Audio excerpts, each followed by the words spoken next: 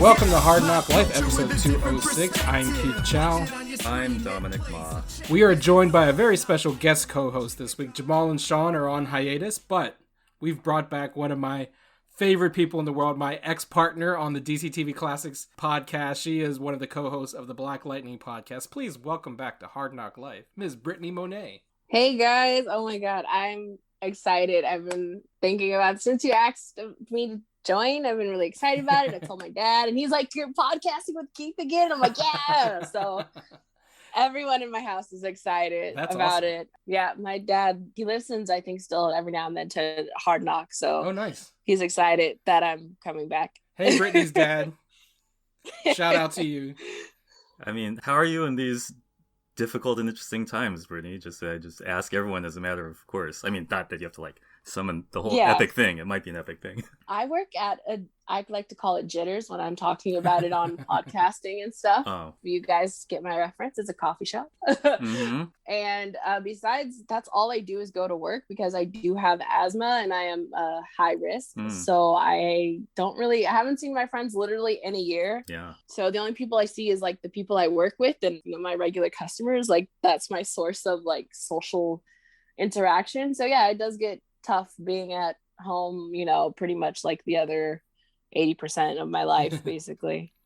So doing podcast, keeps you sane a little bit. It's another form of social interaction. So I'm glad to add another one to my list of what I'm doing. No, we are excited to have you. Hopefully this isn't going to be an isolated incident and you'll be a regular guest co-host. That we can even drop the guest, right? You'll be a regular co-host on Hard Knock Life going forward. Recurring. I mean, yeah, that's my if you guys want me to, yes. I like to think it's a team that cycles in various members for various their mission specific specialties, like Mission Impossible. It's not like the Hard Knock All Stars. Yeah, something like that. Or the Monstars. Oh yeah, we could talk about Space Jam too, but the Monstars. Wow. Yes. I might save the Space Jam 2 talk for later when the movie actually drops. I have a lot of I will bring up one thing. And maybe I was too old when Space Jam dropped the first time, even though I loved that movie. I was in my 20s when it dropped, but I'm a Michael Jordan stan, so I love that movie. I didn't realize that Lola Bunny was a sexual awakening for kids who watch Space Jam. Whoa. Have you followed the controversy about Lola Bunny in Space Jam 2? Apparently they quote unquote de-sex her. I'd what the hell? When did they sex up Lola Bunny to begin with?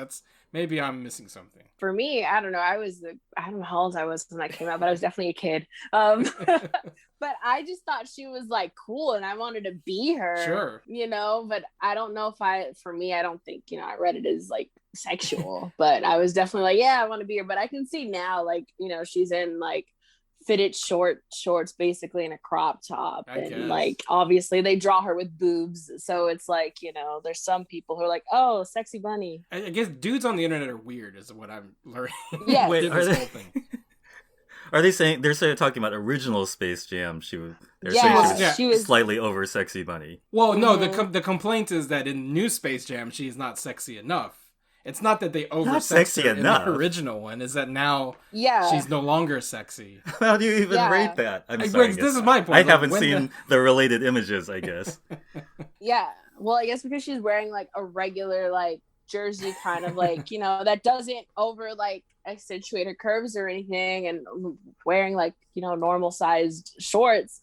So there's people who are complaining about it, and the director of the movie said, well, it's a kid's movie. Why is she gonna wear something like that? It's just what's the point of it? Wait, so if Jessica Rabbit if the scale is Jessica Rabbit is 10 on the way too over sexy cartoon character, and I don't know the quick chocolate milk rabbit is a 1. I don't know if that's a reference people get, but the totally not very sexy cartoon character. Where's current Lola? Well, current Lola is on the non-sexy side, and apparently 1996 Lola was on the Jessica Rabbit side. Again, for me, I was just completely shocked that this was a thing people were complaining about. So again, takeaway is nerds on the internet, specifically male nerds on the internet, specifically cis straight weirdo male nerds on the internet are weird. So. But speaking of that, and speaking of things which are sometimes over-sexualized, how do you feel about those Justice League promos? Keith and Brittany, DC... are they over-sexy? I mean... I was just wondering how you felt about them in general. The tease machine is in full effect. Yeah, it's like, I mean, so if you don't know what Dominic's referencing, they've been dropping like little 15, 20, 30-second character-specific teasers for each of the main Justice Leaguers. No, I mean, it's like, these are clips from a movie we've already seen 3-4 years ago that we're going to see again next week, I guess. I don't know. I'm sorry, I'm watching Falcon and the Winter Soldier. You, at this moment? No, I mean next week. You have special powers of telling the future? Oh, yeah, for sure. No, right. What is really, really interesting is that when Batman vs. Superman dropped back in 2016, that was the same time that Captain America Civil War came out, and with essentially the same story, right? Like, sure, tech billionaire superhero versus red, white, and blue Americana superhero fighting each other. And of course, we all know which movie won 2016, right? It was Civil War is the one that has a legacy. Batman vs. Superman had a very different legacy.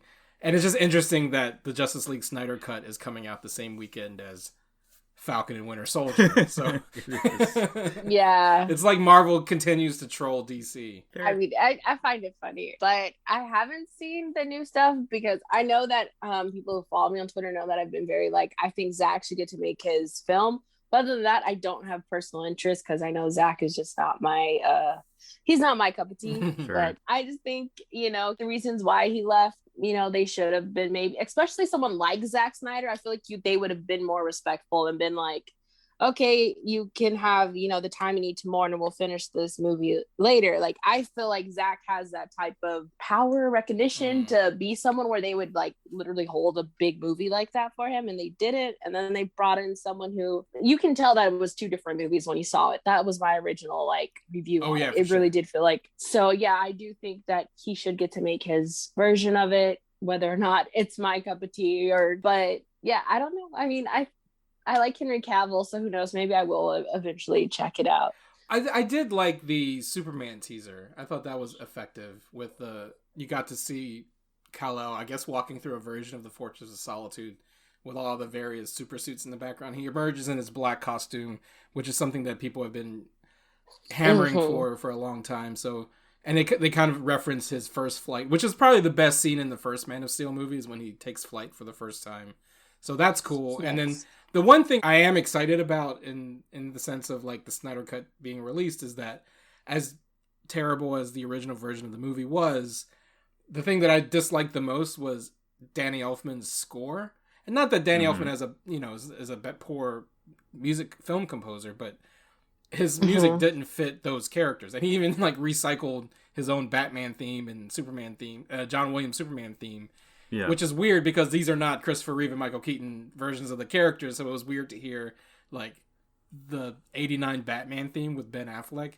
So I am kind of excited that they're bringing back like the Hans Zimmer themes and the Junkie XL score. Even though, again, it's not my cup of tea, I feel like it's more tonally consistent with the rest of the movie. So I'm happy about that's why I feel like it's going to feel like actually one movie and not two movies. Yeah. So at least there's that it's going to feel like one solid movie, even though it's more like a miniseries at this point. Yeah, it's going to feel like 3 solid movies, honestly, because it's like a million hours long. Dom, you brought it up. What is your opinion of the just from a fan reference point, I just liked seeing the Batmobile from Dark Knight Returns, which is this weird looking like sort of a bat box accordion with wheels looking thing, but it looks and little ears, but it looks like very faithful to the thing that Batman has in the Dark Knight Returns comic, which is this ridiculous tank. That's neither here nor there. It's purely a reference. We're getting closer and closer, and I'm sure the weekend after it drops, we'll probably spend the majority of the podcast talking about the Snyder Cut. Or, Falcon, maybe we end up talking about Falcon and Winter Soldier that entire episode, and it'll be just like how Civil War eclipsed BVS. But speaking of Marvel Cinematic Universe on TV, of course, we got to start here with the finale of WandaVision. We've been talking about WandaVision from Jump Street, and now we've reached the conclusion. So if you haven't finished the series, mark the timestamp, and we will be in spoiler territory for the remainder of this podcast, go finish the show and come back and boot up this podcast again and listen from this point forward. But what did you guys think of the series finale of WandaVision? And that was the name of the episode, by the way. And for all intents and purposes, they're not probably going to come back and do a season 2. So what was your overall opinion? Let's start with you, Brittany, since you are new co-host on this episode. What was your opinion of WandaVision? I feel like there was like maybe 20 minutes missing that should have been in the episode. That's my personal opinion on it. But there's a lot of things that I liked that they set up. I think those 20 minutes belong to Monica Rambeau, by the way, but we'll get there. Yes. That's for me where I feel like some of Monica's story felt like it was missing. Whether they actually filmed anything an additional for her or not, it did feel like Monica was kind of left on the dry end on this one. Hashtag release the Monica cut. Yes. Hashtag release the Monica cut, I guess. But I really love Elizabeth Olsen. She's so good. And I've seen her in other things outside of the Marvel universe. So to actually see her be amazing as Scarlet Witch and then everyone else is like recognizing that, I think for me that's what has been a joy with this show. But yeah, there were some fan theories I had that didn't come true. But the show was more about Wanda and how someone deals with grief and trauma. Do you turn your grief and trauma into a weapon or do you heal from it? And I think it's something that maybe some people aren't used to seeing in a superhero setting, at least in the Marvel world, telling a story like that. But yeah, there's definitely things missing. I think, no Magneto. That's mainly Paul Bettany's fault for making everyone think that it was going to be someone like Sir Patrick Stewart or Ian McKellen. Right. Well, yeah, I mean, I don't fault him so much. I mean, you have to give so much slack to these interviews that these people have to go through when they're doing press junkets for stuff. And and if he's messing with people, like I kind of, we can get into the fan theory stuff too. I feel like a lot of the complaints about this show in particular not, feeding the fan theory economy, basically, or at least not. I think the show actually did feed the economy. What it didn't do is like pay off a lot of these fan theories, and I think that's a lot of the problem with like the kind of like internet fan culture writ large about everything, right? Like, we spend so much time kind of dissecting all these shows and looking for clues here and there. Like, YouTube is just like Easter egg video after Easter egg video, and it's like, that's great. I watch them too. I love like Screen Crushes Easter egg videos. I watch them after every episode. But I think we get so kind of wrapped up in the theories that if it doesn't kind of play out the way you assumed it was going to play out, that you kind of like lash out against. I feel like this, you and I, Brittany, have talked about Star Wars fans being like that. Yeah. When we watched, you and I did one of the best Hard Knock Lives we did together was when we did Last Jedi. And so much of the backlash against Last Jedi was that it didn't fulfill the fan theories that came out of Force Awakens, But that's not the fault of the story. That's the fault of people who are reading into like, why did the screen flash red when Wanda looked to the left in that one scene? That must be Mephisto. You know what I mean? Like, that's kind of... Yeah, no, I agree. I feel like like I said, because I even had some theories that I was kind of sad didn't come true. But yeah, I think we get so wrapped up in having our version of the story we want happen in the media that when it doesn't, we get upset. But that's what I tweeted yesterday. Like, hey, when it doesn't come true, you can always write your own fan fiction. That's what they're for. You certainly can. Were you on the Mephisto team somewhere? Is that what we're talking about? I mean, you don't have to reveal what your favorite fan theory is. Yeah, I just thought, because I remember when Evan Peters got cast and I had tweeted it like 2 months before. I'm like, okay, he's either coming back as Quicksilver or he's got to be Mephisto. Then when he came back and they're like pulling the like he's Pietro, I'm like, no, I still doesn't feel like he still didn't feel like he really was like any version of Pietro to me. Like, it didn't feel like it. That's the other thing that's really interesting in that we talked about on the podcast, right? Like when Evan Peters showed up at the end of episode 3, I think, or 4, I forget which one. But when he shows up at the end, we did a whole podcast. Oh my God, this is the multiverse. This is the Foxverse entering the MCU. The mutants are coming. And it didn't pan out. But, 5 years ago, 10 years ago, like this kind of stunt casting where you kind of like pay homage to like previous incarnations of these characters. It happens all the time and no one freaks out. Like when Smallville cast Christopher Reeve to play the mentor for Clark Kent, you know, that was a homage to the original Superman, and no one kind of like was like, is that the real Kal-El? You know what I mean? Or when like John Wesley Shipp shows up in The Flash as, you know, Barry's dad. I kind of blame The Flash too, because The Flash was like, actually, he's also the Barry Allen from the 90s, like, which kind of like plays into the whole, you know, which is cool, but like sometimes like stunt casting is stunt casting, you know? Yeah, I mean, I do kind of feel like they wasted Evan at the end when we see what in the finale was revealed. That's why I feel like it was wasted. But I've seen people's now they're having other fan theories that he's actually the person that Jimmy Woo was trying to locate, who is in, you know, who's in Witsack and all that stuff. So I'm still at WandaVision is like a solid 3 out of 1 to 5. And, you know, as a friend reminded me, it's like, it's important that we still have 3s. Not everything has to be like the absolute worst thing ever or literally the best thing ever. I think there's many good ideas. What I think it hinges a lot on how you feel Wanda's reckoning is handled over the whole story, now that we've sort of seen the whole story. I mean, the reckoning of like, you know, what she's experienced versus what she does. And I don't know, how do you guys think Wanda's reckoning went after the whole series? Well, my least favorite part of the episode was all of the CGI. Kind of felt like the climax of a Marvel movie where it's just like not great CGI battles for like 20 minutes. Yeah, the Wanda TV energy looked weirdly like just something like de-resing on your TV, like a glitch in your video feed. You know, vision on vision fight. It's just a little bit, you know, my problem with most superhero stuff is that like when it devolves into the CG fest, I don't love it.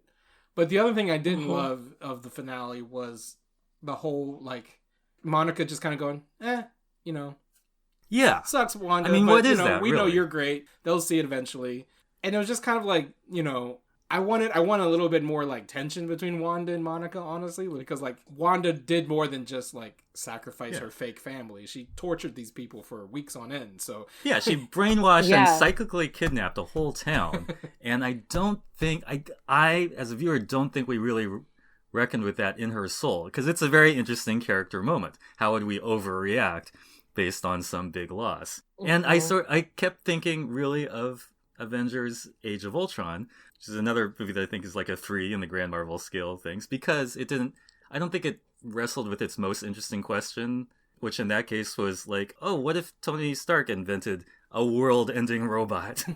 You know, would we really need to come to terms with that? In fact, we don't really need to come to terms with that until the later movie when someone calls them on it in Civil War. So I don't know. I thought it was interesting parallels that sort of some issues that were sort of done in a shorthand way in Age of Ultron. In fact, the movie where those characters originated in, I would say, too shorthand a way. So we never really, you know, we didn't quite get to love Vision and Scarlet Witch in a way that would have, you know, informed our enjoyment of this series more. But that is the one reason I did like the series so much, though, because I feel like seeing Wanda and Vision, the roots of their relationship play out over the course of 9 episodes was impactful. And that, to your point, like they get such short shrift in the movies that it was nice to actually have the kind of relationship build out over time and give these characters, to Brittany's point earlier, give someone like Elizabeth Olsen, Paul Bettany, the space to act their asses off, you know, and that's not something they get to do in the movies. And we'll see how much they get to do it in the Doctor Strange movie, but that's what the end credit sequence is clearly leading to. So that's what we didn't like. Was there a part or a scene or aspect of the finale that you really, really liked? For me, I really liked the scene when, basically towards the end, when Wanda is saying bye to the kids and to Vision, and then it's just her and Vision. And he's saying, well, with how many times we keep seeing each other, like, I'm sure, you know, with calculations, I'm sure it's going to happen again. And he's like, we'll say hello again. Like, I thought that was a really wonderful scene. Paul Bettany he's just so good. And I love the way he talks as Vision. It's so romantic. Like, Nice. even when he's not talking to Wanda, like the way he just talks his Vision is just, it's very romantic. I love it. He's so good. That whole scene, it was great. Yeah. But yeah, I think that was my favorite scene. It definitely made me like tear up a little bit because I was like, oh. Yeah, definitely moving. You'd be in favor of the Paul Bettany just reading the phone book in an ASMR video type scenario, pretty? Oh, yeah. I might agree with you there. I Yes. think he has a great speaking voice. If there was an option to make Siri sound like Jarvis, I would do that in a heartbeat. That would be a good idea. Oh, me too. That's easy money for Paul Bettany. Oh, right. I know this is slightly off topic, but speaking of people reading the phone book, if you Okay. love Henry Cavill, there is a video of him, and I'm sorry, Army Hammer, and they are reading just like literally like businesses and off the phone book. Uh-huh. It's a great video to watch if you are into that thing. Is it to watch and to listen to? Or can you just listen to it in the dark and it's the same beautiful experience? I'm just guessing. I haven't tried that yet. Okay.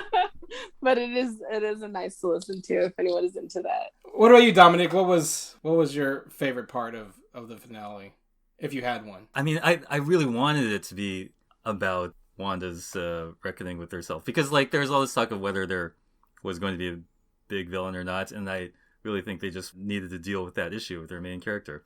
You know, I don't know if I can say there's the favorite part. At least there was no black and white screen with color eyes this time. So yeah, no, that. it was really, they avoided that at least. It's really weird because I was just in the whole space of like this is a dream episode, right? This is that other TV convention of like this is only a dream episode. So I was not engaged with the kids. I did not think the kids were real. I did not think that Vision was real.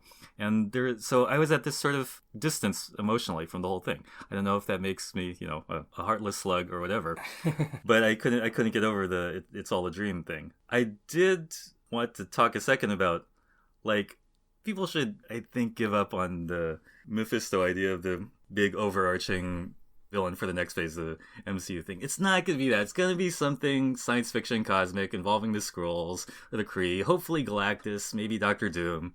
But Marvel's not going to incur the wrath of, various religious lobbies by introducing this big character who is basically the devil. So, I mean, that was a fun thing to think about. But, oh, yes, maybe it'll be the Celestials. But yeah, well, that's true. It could tie into the Eternals. But, like, I was wondering why people were getting so caught up in the Mephisto of it all, just because, like, it's not like he's this huge, Marvel villain either. Like, I mean, yes, Mephisto is a big villain in the sense that, like, he basically erases Peter Parker's, like, whole, like, year of storylines. Like, he's an easy, like, MacGuffin to do that. Yeah. But as a, like, finally we get Mephisto in the MC, like, I don't know who thinks that, like, right? Like, when there are characters like Doctor Doom and Galactus and Magneto out there who are much bigger, like, names in the canon of MCU villains.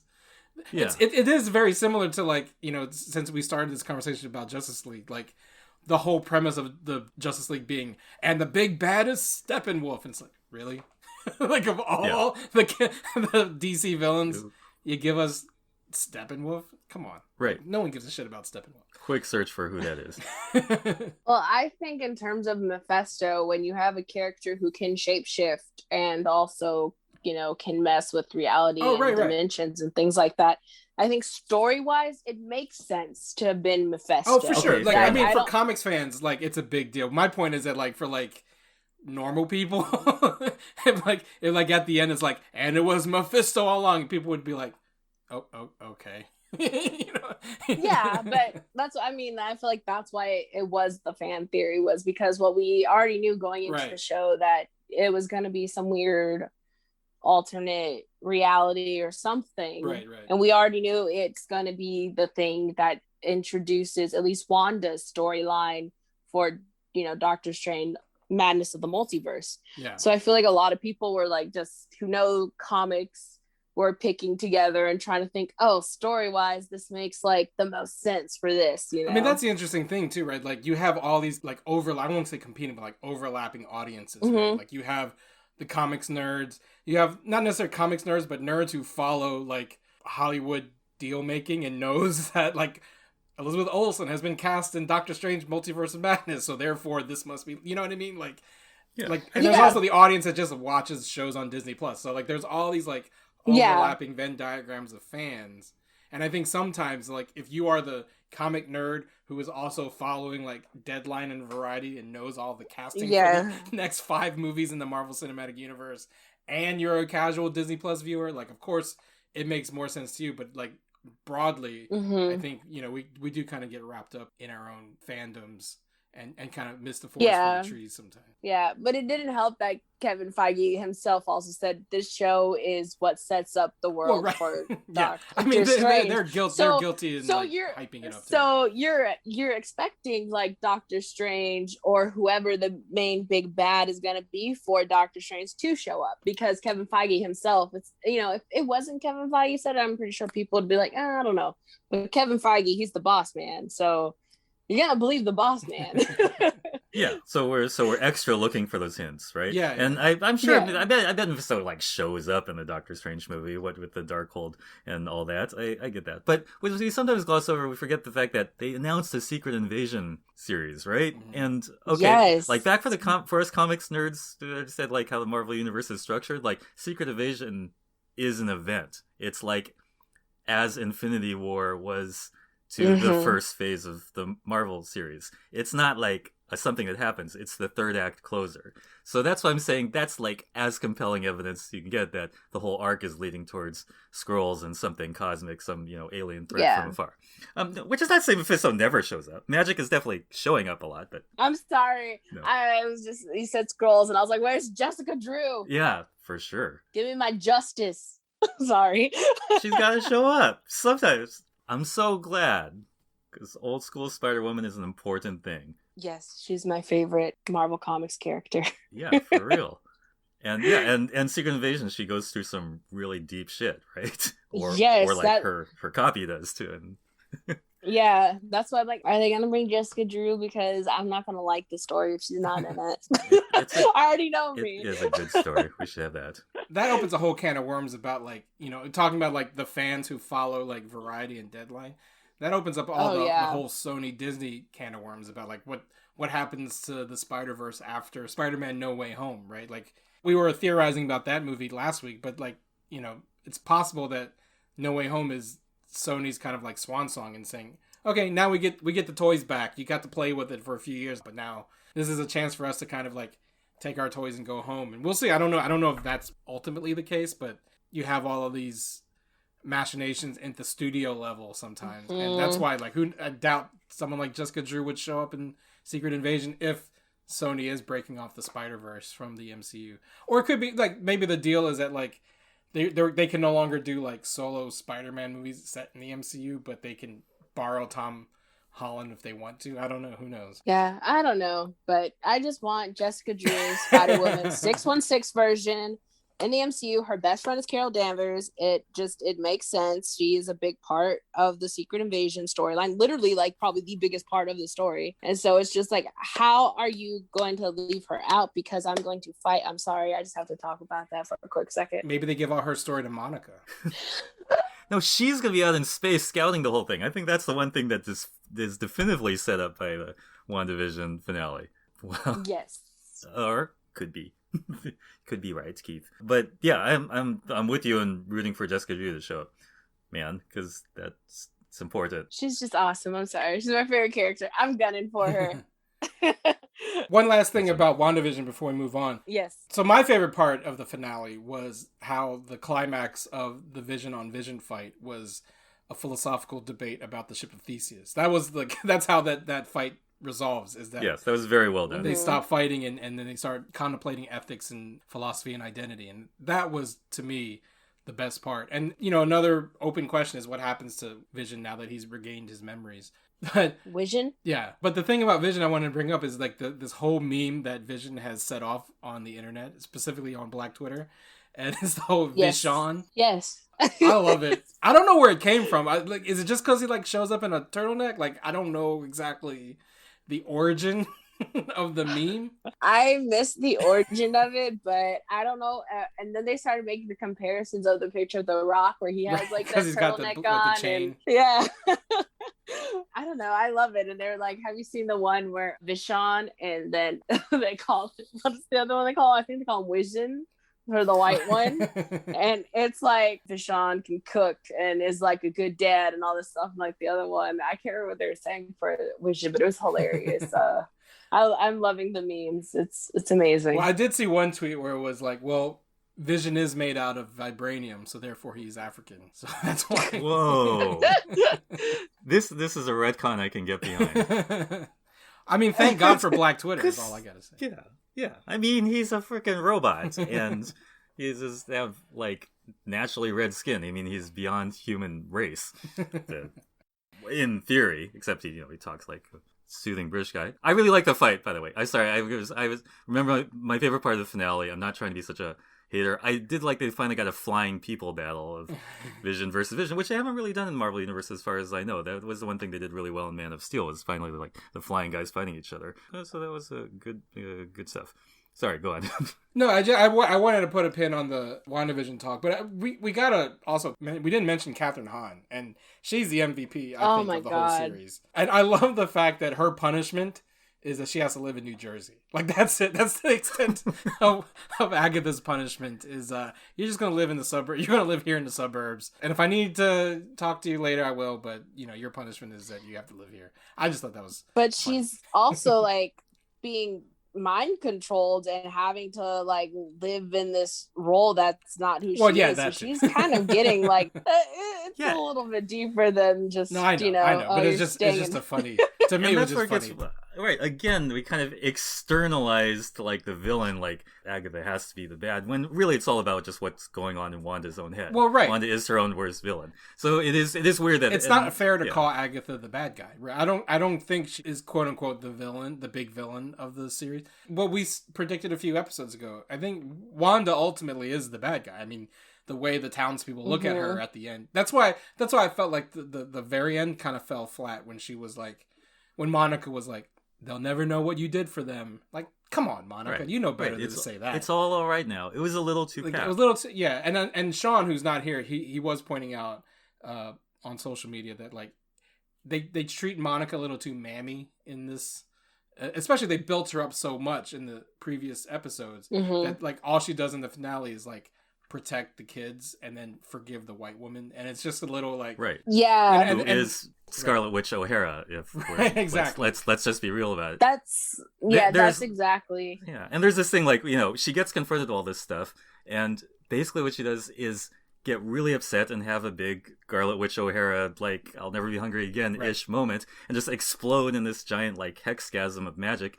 And cause massive destruction. I'm sorry. Just like we get it that you explode with feeling, but in her case, and this is true of the comics, is also she's always just like freaking devastating the world with these outbursts. So I mean, I think they're setting her up to be outbursts are human, but I think we should have wrestled with that more. I think they're setting her up to be the villain in Doctor Strange, but we'll see how that plays out. And that'll be just fine. Yeah. And by the way, how much was that last closer scene like a direct echo of the Spider-Verse scene?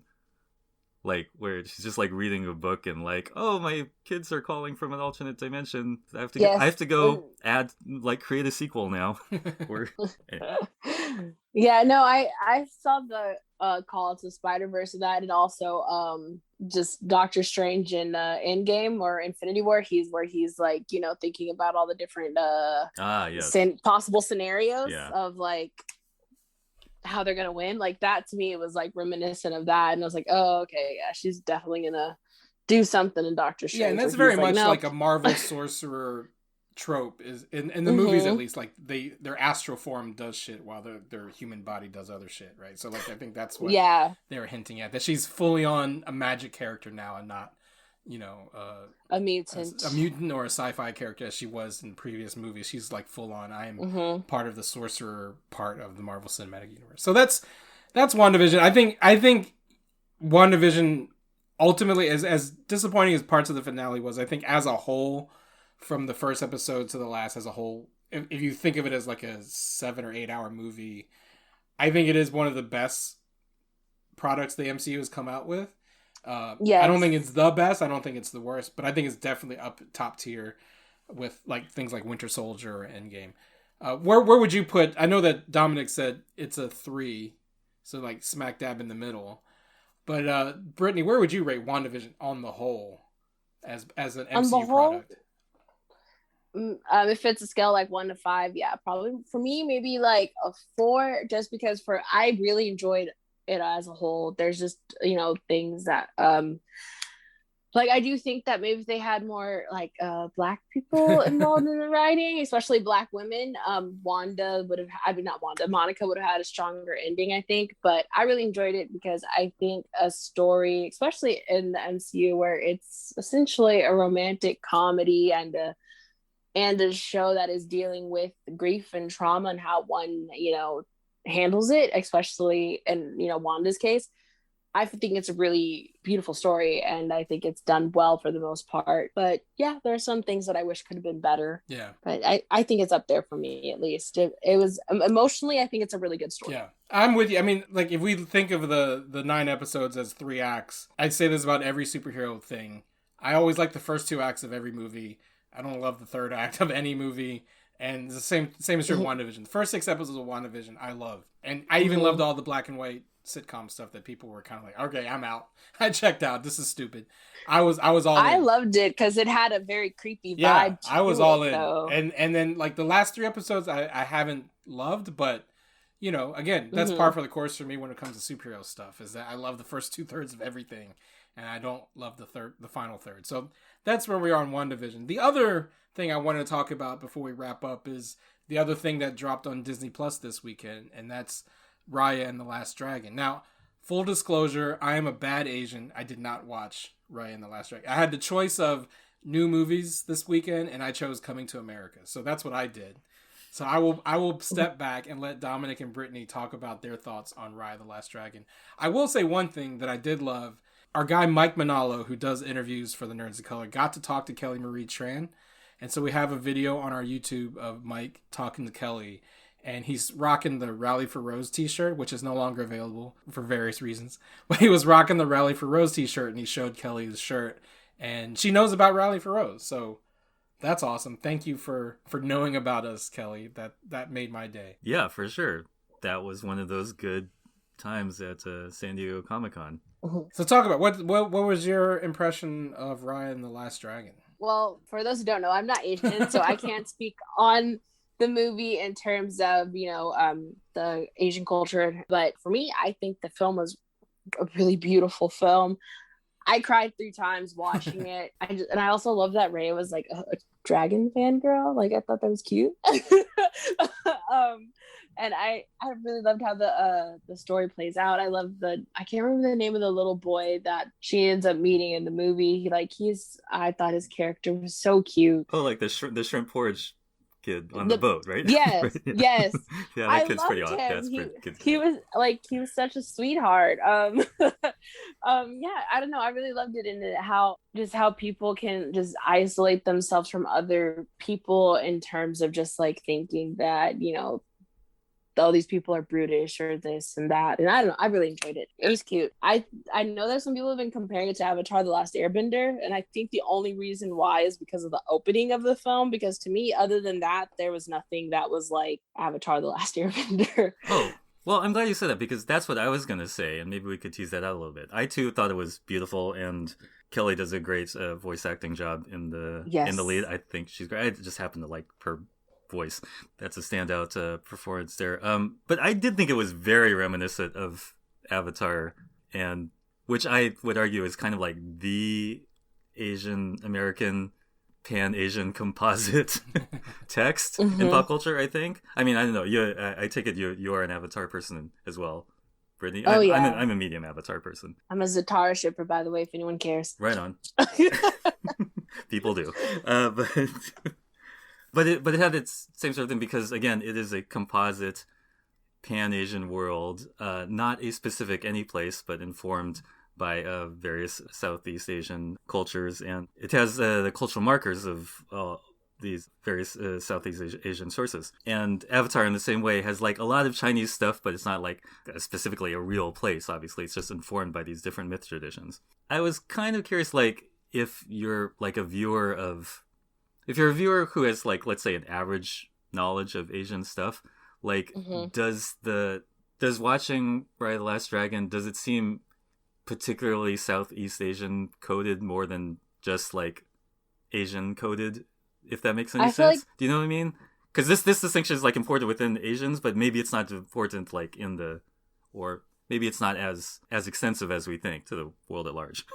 Well, I think the issue is if you yourself are not at all in the from the Asian community, I feel like it's harder to to really differentiate what is considered Southeast Asian and then what isn't, especially in media representation. When you see stuff, they're like, oh, well, this is supposed to represent Asian people, and then they kind of just do something that's a little bit more like, yeah, you can tell it's Asian, but you're not like going to be able to pinpoint the exact little details of things. So for me, that's how I felt. Like I wouldn't have been able to, if you asked me like, what exact, like, what is it? I don't know. Like, I don't know if the soup, is something that you could pinpoint to a specific like Asian culture. You know what I mean? Yeah. Like, but the soup was a beautiful metaphor. I gotta say, like, of mixing all the different pieces. Yes, I love that metaphor. But yeah, like for me, I don't know if I could straight up say, oh yeah, that's definitely Southeast Asian. I don't know. I can't. For me, I can't. I mean, and maybe Keith, I wanted to tease this out with you a little bit. Like, I mean, I'm very in favor of like disaggregation of the Asian American monolith topic, as you know, it's just like it's a worthy topic to get into. But I'm so there's sort of a East Asian and Southeast Asian dynamic in question with the release of this movie, and so I mean, particularly around the casting, more so than even the depiction of the cultures. Because I know that the thing about Raya, and again, as someone who hasn't seen the movie, but I do know the story around it and some of the controversies and some of the folks involved. Because, the screenwriters are Adele Lim, who's Malaysian, I believe, and Queen Nguyen, who's Vietnamese American. And then they had a whole Southeast Asian like culture consulting group, which shout out to Jess Vu, who is my producer on Southern Fried Asian, friend of the NOC, and she was one of the cultural consultants on the movie. So it was similar to how they had like a Polynesian consultant group for Moana. But at the same time, other than Kelly Marie, the cast is made up of primarily East Asian actors. Gemma Chan plays, I believe, the main antagonist. Daniel Day Kim is her father. Awkwafina is the dragon. Benedict Wong is in it. Sandra Oh is in it. The other major cast members are East Asian. And for those who don't know what we're talking about when we say East Asian versus Southeast Asia, East Asian is primarily China, Japan, Korea, right? Southeast Asia is Vietnam, Cambodia, Laos, Malaysia, the Philippines. And so Asia is, to Dom's point, Asia is this, gigantic continent full of multiple cultures, multiple peoples, multiple hues. And what sets Raya apart from the other movies in the Disney canon is that this was specifically inspired by Southeast Asian cultures, Laos cultures, Thai cultures, Vietnamese cultures. And I just find it fascinating that everyone is comparing it to Avatar, because as Dominic said, Avatar is another kind of like fantasy world that's inspired by Asian cultures. But to me, and I'm not a fan of Avatar, and I know I'm getting hate mail, not only from the internet, but from Britney in the moment. I'm getting hate mail, and she's sending it right now. I give shouts to Raya because they actually had Asian people involved, whereas Avatar is like all white people. Yeah, fair enough. That world building was done from other than Dante and Mako, like all the voices are white too. So like at least Raya has a leg up on Avatar there. Sure, excellent point. But I was going to ask you, and again, I'm in the school of Asian and Asian American are it's a big umbrella term which has a strategic usefulness. Okay, a strategic essentialism, as bell hooks might say. But I think there might be a misconception that Chinese and Japanese Americans are like the ones trying to overrepresent ourselves as the Asian thing. Is that the beef, or Keith, is the beef that that we have issue with this deal with the devil we sort of made at one point, which is like any Asian can play any Asian, and that was a strategic thing, sort of a policy that we made at the time, which may have to be like re-examined over time. Yeah, right? I'm that's tough for me, right? Because I do feel like it depends, and I've talked about this before. I've had conversations with John Chu about this, like, because he got in a lot of heat when casting for Crazy Rich Asians, and like, do the characters have to be the same ethnicity do the actors have to be the same ethnicity as the characters, right? And I always think it depends. So a perfect example is Fresh Off the Boat. Randall Park is not Taiwanese American.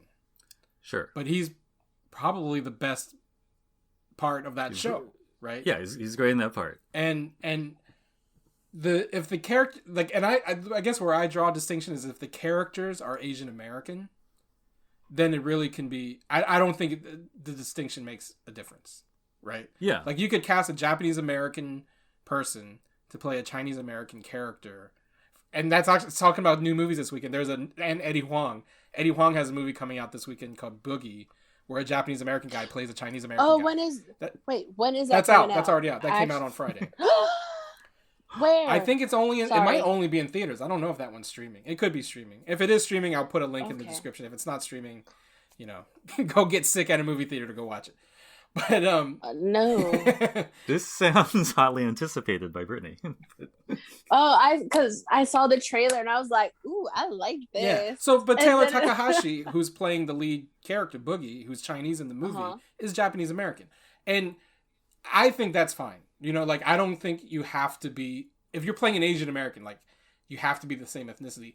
I do think if you're playing a character who is ethnically or national, if their nationality, like, if you're playing a character who's in Japan and is Japanese, like Memoirs of a Geisha, when like Zhang Zi and Gong Li were playing Japanese women, that's fucked up. Like, I think if you're like a Japanese person in Japan, you should cast Japanese people. Similarly, if you're a character who is supposed to be Southeast Asian, and there are Southeast Asian actors who could be cast, I think we've gotten to a point in Hollywood where there are enough multiple Asian ethnicities that are, actors, that we can be more precise in the casting than and there are more roles available that we can be more precise in the casting. But this is a long-winded way for me to answer your question, Dominic. And I think the beef is twofold. I think there is an overrepresentation of like Chinese American, and people throw in Japanese Americans, but I don't think there's a lot of Japanese Americans, honestly, that are like vying for roles in Hollywood anymore. Well, I mean, and these things are, changing over time. I mean, we would see that there are a lot of Koreans and truthfully a lot of Filipinos represented now. Right. And whatever, the East Asian bias wasn't always even including Korea, I mean, if we're going to get into the whole history of it, but perhaps we won't get into the whole history of it. Chinese and Japanese have been here for a while. That's part of how this beef started. Well, yeah, I mean, and again, it goes to like, what is Asian American, right? And if you were like, Minari's a good, Korean's a good point, because I think about a movie like Minari. If they had cast, a Taiwanese American or a Vietnamese American actor to play Jacob, the character that Steven Yeun plays, I think that it would have felt inauthentic. It would have felt wrong. Silly, sure. Like, even there are people who say casting Steve Yeun felt wrong because he's not a Korean immigrant. Like, he has to put on a fake Korean accent and speak, to my ears, fine Korean, because I don't speak Korean. But like, sure. If you're a Korean person, like, I wonder, like, Korean people, when they watch Steve Yeun speak Korean in Minari, if they're thinking like, that dude can't speak Korean. Like when I watch Warrior, and like all those, like, Andrew Koji is speaking Cantonese, I'm like, come on, man. Like, no, absolutely. But I mean, that's why I think like this disaggregation question is like one of the most interesting ones we'll have, because it is twofold. I mean, yes, we can be more precise, but also like for the world at large, we have to have a term some umbrella term which engenders some unity. And this like question crosses over into Latino communities and Black communities as well. No, that's true. I mean, there was like your sub tribes, but where's your big tribe? There was a whole I'm always worried about it. Yeah. There was a whole outrage when Jennifer Lopez played Selena. Remember? Like, sure. And then there's a whole controversy about Black British people playing African American people. Like, I remember like a couple years ago there was they do that a lot. Let's be fair. Yeah, but there was a whole thing like Sam Jackson was like, "Why are all these Brits coming over and taking our roles?" Yeah. Well, I also think the issue too, as a Black person, I would say that is because some, not all, but some British Black people very much like to be like, "Oh, we're better than Black Americans," Sure, and then they'll come and take, like, it's like they're saying, "Oh, well, we're better than you." Then they also take roles away from us. So it's kind of like, so you're better than us, but you can play us in the movies. Okay. Like, it has that type of, feel to it. They just have that mentality, and it goes back to I remember watching a British classism, maybe. Yeah. For one thing. I also remember watching just a documentary on World War II, how like Black British soldiers would literally make fun of Black American soldiers for not wanting to go into certain places or not wanting to approach white English women and things like that because of just what they know back home. And they're like, "Why are you guys like this?" And just there's just a very interesting dynamic. So I get it. It's hard to like, when is casting someone who's just fits in the umbrella term an issue and when is it not? Like, it's such a hard and tricky situation, because even me, I'm Black biracial, so it's like you can't just casting me as just a Black character can be an issue if the character's supposed to be full Black when I clearly don't look full Black at all. I mean, I think that's the other like layer, right? Like the colorism happens all the time where like they go for like, and this happens a lot in Asian casting too. They'll cast like mixed race Asian. This like when Henry Golding was cast in Crazy Rich Asians, there was this whole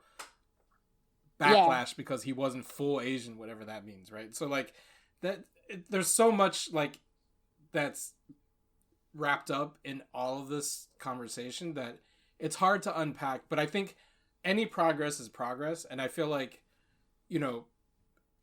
as more and more roles become available, that's the ultimate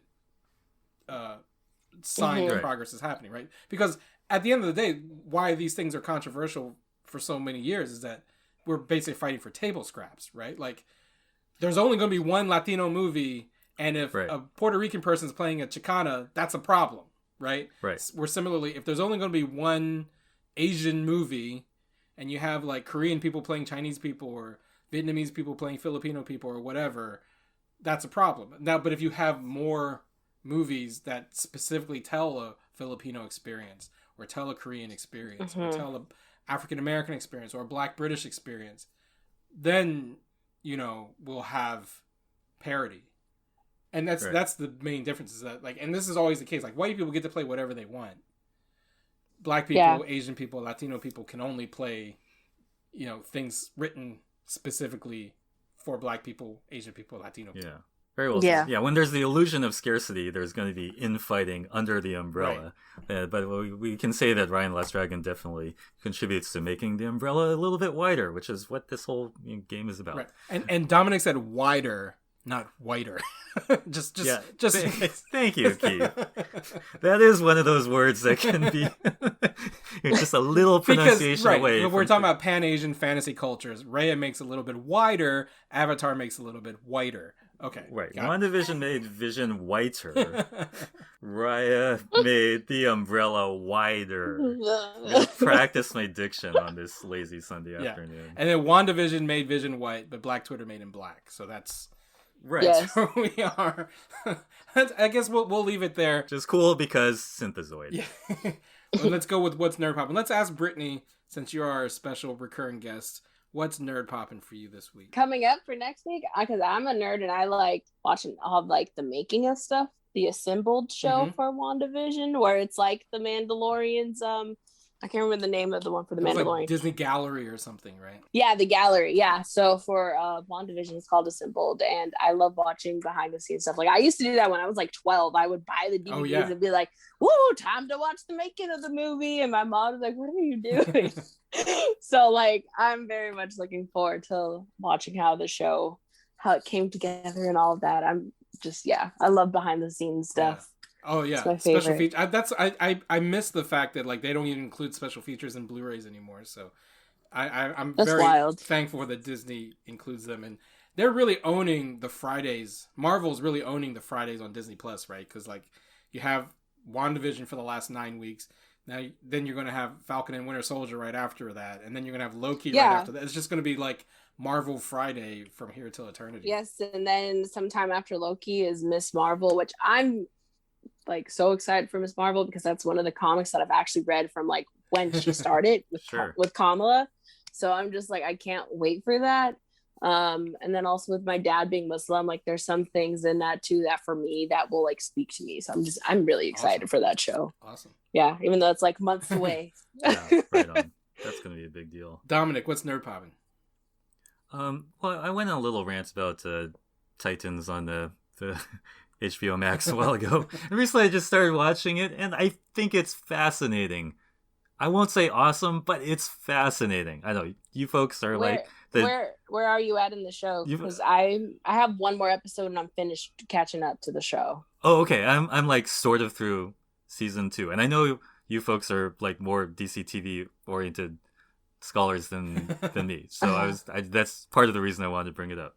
But I mean, we can go into that link. One thing I would like to give them like points for for the representation casting, because I think it's great watching, like in particular I like the Deathstroke family. We were talking about oh yes, we were talking about Kelly Marie Tran, famous as Rose from Star Wars. Let's like go over to this to another Asian Rose, who is Rose Wilson, Deathstroke's freaking daughter, played by Chelsea Zhang, who I think is just like a really fun character. And then Deathstroke is played by Issa Morales. They didn't have to cast a Latino man in that part. They did, and I've always just liked it. I like Issa Morales in various things, and also they've got her brother, who is Jericho, who is apparently sort of a Chinese Jewish person who is also transgender in some way, and deaf, and all this really informs the sort of interesting problem that Jericho has as a comic books character too. So I don't know, I think all that shit is really deep. There's all this other stuff that, like, yeah, it's way too fucking violent, and yet Dove's costume is way too comics accurate. That's what I think. Like, Hawk and Dove are a great example. Like, of like, who is this for? Right. Like, there's way too much slicing people's head off, and yet Dove is in this way too comics accurate, like, powder blue costume with feathers. Like, what is going on? But the feathers are blades. The feathers are blades, though. That's what's cool. Okay, They're just not feathers. They're actual blades. Like, I don't know if you noticed, she used them to like cut someone's head off. Right, I didn't notice that precise thing. You got me there. So okay. Yeah, so they look dainty, but they look dainty, but they're actually dangerous. But right, which I think is also a perfect metaphor of what Titans is in this world. Oh yeah, it seems like it would be not as gory and hardcore as it is, but it goes there. There's a couple of things that I'm like, I watched that show with my mom, and so that's why I haven't finished it yet. Oh, wow. But yeah, she likes it. I was surprised. I was like, I'm gonna watch this show, and she just happened to be in the room with me. She's like, okay, and then she's like, I like this show. That's fascinating, because one of our beefs is like, it doesn't seem like a show you can watch with the family like you can Teen Titans Go, but. But in certain contexts, you can. Yeah, no, I mean, I think season 2 is better than season 1. I do have my issues with the ultra violence, and I feel like it's a little like, to Dominic's point, like, who's the target audience? It's like, it's my issue with any R-rated superhero content. It's like, I get the necessity for it sometimes. I think there are some characters that it's relevant for. I don't think the Teen Titans is that character. I will say, though, that Titans isn't the first show to cast a person of color as Deathstroke. The Arrowverse cast Manu Bennett many years ago as Deathstroke too. So like, who is of Maori descent. So like, for some reason in the TV verse, Deathstroke is always a person of color. In the comics and in the movies, he's always gonna be a white dude. But we've had 2 Deathstrokes of color in the Berlanti verse so far. So. Good point. And and there's going to be another Deathstroke in the upcoming version. So right, Justice League. There are a lot of brought back what's his face, Joe Manganiello. as Deathstroke for the Justice League. I was just saying I'm fond of this particular version. But what's Keith's Nerd Poppin thing? So this week, the other thing that happened this week is there's a brand new streaming service that launched.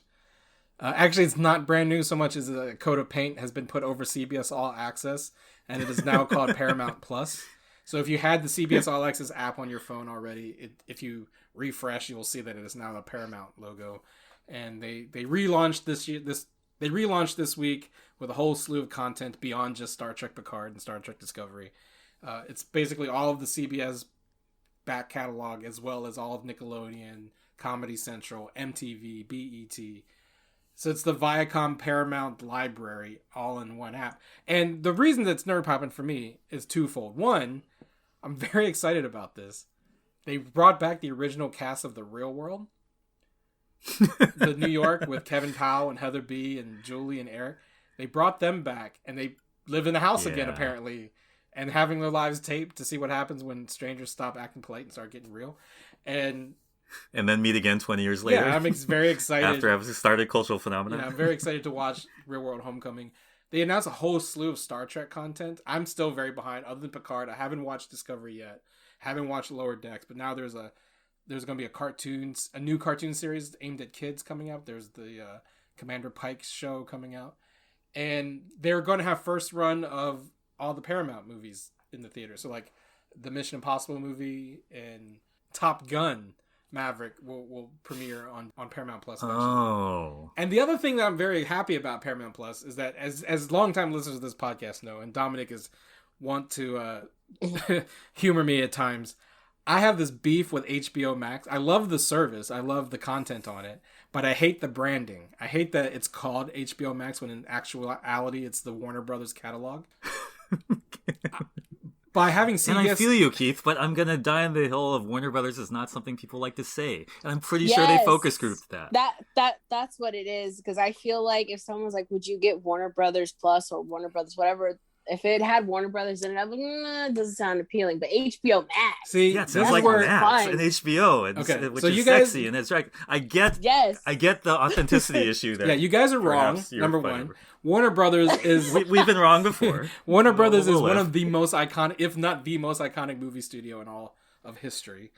The WB Water Tower itself is... but every already had a TV series called the WB, and it folded the TV network. The WB Shield is as recognizable. They had to change the name. The WB Shield is as recognizable as the Superman Shield, if not more so. Well, then why don't they just call it the Superman channel? Well, this is the problem. Superman is they still a better decided brand to than call it WB. HBO Max, and it's not just HBO.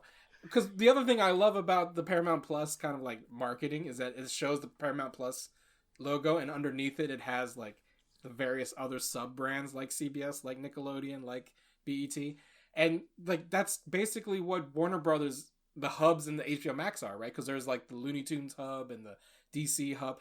Like if you had the Warner Brothers Shield, and underneath the Shield you had Cartoon Network and CNN, like how you go to Disney Plus and there's a National Geographic and a Marvel and a Star Wars, right? You put your sub brands underneath the Warner Brothers umbrella, because again, Warner Brothers is the thing. I don't want to, and by calling it HBO Max, you're diluting the HBO Max, the HBO brand, right? Like I think The Wire, I think The Sopranos, I don't think Big Bang Theory, I don't think Friends, So anyway, point is, Paramount Plus is a good sign that we're going to get Warner Plus eventually, and that'll be a happy camper. Eventually, right? Let's see, Warner Plus sounds like something for old people, and like it's not hip and poppin', and I'm not into it. She just said it. The Paramount Plus content though is very much skews old people though, because it's like 60 Minutes and Frasier and stuff like that. But anyway, I appreciate you, Keith, and I love you, and I agree with you on a level that the WB Shield is a beautiful thing. I just think, and I'm interested to see if your point turns like for those of us who watch those 80s Super Bowl commercials, it's clear they were trying to specifically brand the Paramount Mountain. Right. As in the mountain Paramount, which is the thing that, like how we recognize that logo as a brand. Right. Well, but what I love about those Super Bowl commercials is that it showed like all of these things live together on this mountain. James Corden and Jeff Probst and, like all these different SpongeBob, right? I feel it's the same thing with Warner Brothers, right? Like we We have LeBron James What now. they We have gonna- Bugs Bunny. We have Batman and Superman and, Humphrey Bogart. What are they going to all live in the Shield? They all live though? inside They the don't water have to- tower with the Animaniacs. Oh, obviously. Well, Which they is should weird have just that called you. Animaniacs is on Hulu. That should have been the What main a- hub, right? That should be What the about- first thing that shows up on HBO Max. That should be your your user interface is different parts of the Animaniacs tower. Sorry, what were you saying? To me, Warner Plus sounds like it's something more for old people. Maybe the tower would be cool because then that sounds mysterious and like, what's in the tower? Water tower. And then you're like, oh, there's all this stuff. Like, I don't know, maybe the tower would be The a better Warner name. Tower. That's what they should call it. Warner Tower. Uh, I don't know. All right, fine. Well, you know what, Brittany? I am We'll old, see. so that's why it appeals to me. No, I mean, that's what we're We're gonna that's what put a talking pin. about. I'm old too. We're gonna put a pin in the episode there. How can people find you guys on the internet, Brittany? How can you be found? you can find me on Twitter at Hi Britney Monae, where I tweet all different kinds of crazy stuff. You can also follow my other podcast, the Black Lightning Podcast, at BL_podcast on Twitter. And that's kind of all I am doing right now. Dominic? Oh, I'm at DOMMAH, Doma on Twitter and Instagram, and do various Nerds of Color stuff. You can find me on Twitter at @TheRealChild, _real_child. Follow the Nerds of Color at the Nerds of Color. Go to hardknockmedia.com to find this and all of the podcasts in the Hard Knock Network. Subscribe and download on Apple Podcasts, Google Play, Spotify, Stitcher, wherever you get podcasts. Give us a rating and review if you do. Also find us on youtube.com/nerdscolor, where you can find all of our awesome videos, including Mike's interview with Kelly Marie Tran, where he shows her the Rally for Rose and she starts crying, and it's awesome. Oh. Help us out on GoFundMe and on TeePublic, patreon.com/nerdscolor for more support there. And until next time, stay safe, everybody. Cheers. Pop culture with a different perspective. Watch it on your screen, hit play, so check this. This is the hard knock life, but not the chicken kind. More like the people